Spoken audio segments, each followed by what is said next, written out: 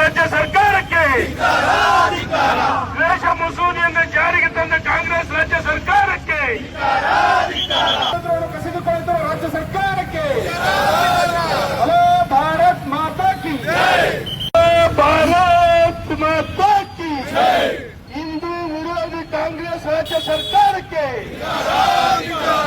ದ್ವೇಷ ವಿಧೇಯಕ ಮಸೂದೆಯನ್ನು ಜಾರಿಗೆ ತಂದ ಕಾಂಗ್ರೆಸ್ ರಾಜ್ಯ ಸರ್ಕಾರಕ್ಕೆ ಹಿಂದೂಗಳ ಹಕ್ಕನ್ನು ಕಸಿದುಕೊಳ್ಳುವ ರಾಜ್ಯ ಸರ್ಕಾರಕ್ಕೆ ತಹಸೀಲ್ದಾರ್ಗೆ ಕಳಿಸ್ತಾರೆ.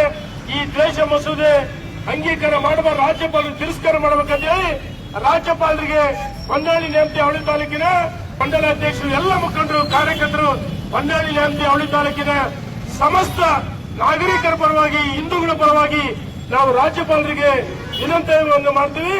ಈಗಾಗಲೇ ನಮ್ಮ ರಾಜ್ಯದ ಅಧ್ಯಕ್ಷರು ವಿಜಯೇಂದ್ರ ಅವರು, ಪ್ರತಿಪಕ್ಷ ನಾಯಕರು ಆರ್ ಅಶೋಕ್ ಅವರು, ಚಲವಾದಿ ನಾರಾಯಣಸ್ವಾಮಿ ಎಲ್ಲ ಶಾಸಕರು ಹೋಗಿ ರಾಜ್ಯಪಾಲರಿಗೆ ವಿನಂತಿಯನ್ನು ಮಾಡಿದರೆ ಈ ಮಸೂದೆ ತಿರಸ್ಕಾರ ಮಾಡಬೇಕಂತೇಳಿ ನಾವು ಸಹ ಇವತ್ತು ರಾಜ್ಯಪಾಲರಿಗೆ ವಿನಂತಿ ಮಾಡ್ತೀವಿ. ಭಾರತ್ ಮಾತಾ ಕಿ ಜೈ, ಭಾರತ್ ಮಾತಾ ಕಿ ನೋ ಉತ್ಪ್ರೇಕ್ಷೆ, ನೋ ಊಹಾಪೋಹ. ತಾಜಾ ಸುದ್ದಿ ನಿಖರ ಮಾಹಿತಿಗೆ ಬ್ರೌಸ್ ಮಾಡಿ ವಿಜಯವಾಣಿ.net. QR ಕೋಡ್ ಸ್ಕ್ಯಾನ್ ಮಾಡಿ ಆಪ್ ಡೌನ್ಲೋಡ್ ಮಾಡಿಕೊಳ್ಳಿ.